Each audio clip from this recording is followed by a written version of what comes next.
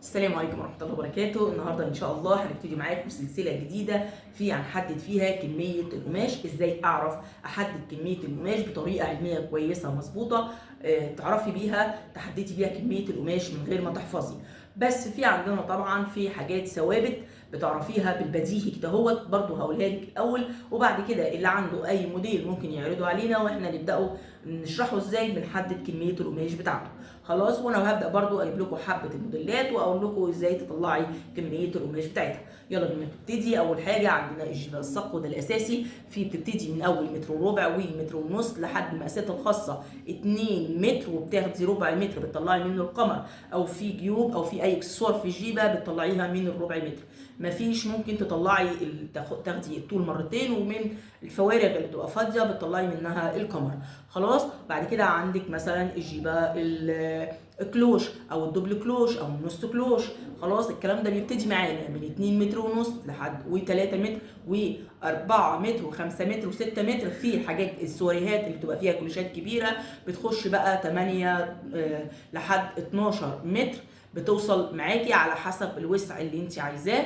خلاص، وعندك بعد كده البنطلون السليم عادي، برضو بيبتدي معانا من المتر وربع او المتر ونص. برضو هخش لك في حاجه ليه مثلا في الجيبه الصق قلنا متر وربع قلنا متر ونص، برضو في البنطلون قلنا ليه ممكن متر وربع وممكن متر ونص حسب دوران الهب.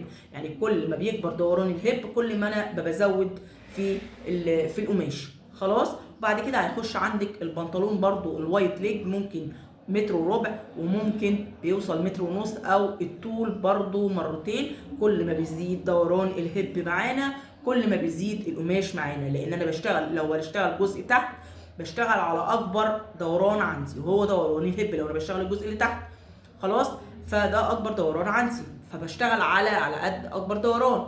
خلاص، يبقى البنطلون اللي وصلنا للبنطلون الوايت ليج بنبتدي من متر وربع مثلا او متر ونص لحد الطول مرتين في المقاسات اللي الدوران الهب عندنا بيزيد فيها. خلاص، بعد كده عندنا تاني وبعدين عندنا الفستان الستاك بيبتدي عندنا من 2 متر، اللي هو مثلا وليكن الطول مثلا متر و40 والكم طوله 60، هيبقى كده 2 متر. في المقاسات الصغيره يعني دوران الهب لا يتعدى بالخياطات بالزياده بكل حاجه لا يتعدى المتر و40 او المتر و50، اللي هو عرض القماش اللي عندك ممكن ياخد في الحاله دي 2 متر.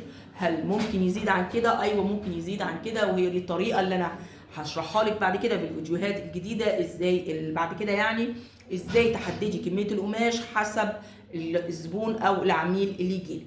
خلاص، واشوفكم ان شاء الله في رعايه الله في فيديو جديد. بس ما تنسوش تعملوا لايك وشير للفيديو علشان يوصل لاكبر عدد ممكن، وانت تستفيدي وانا استفيد وناخد الثواب احنا الاثنين ان شاء الله.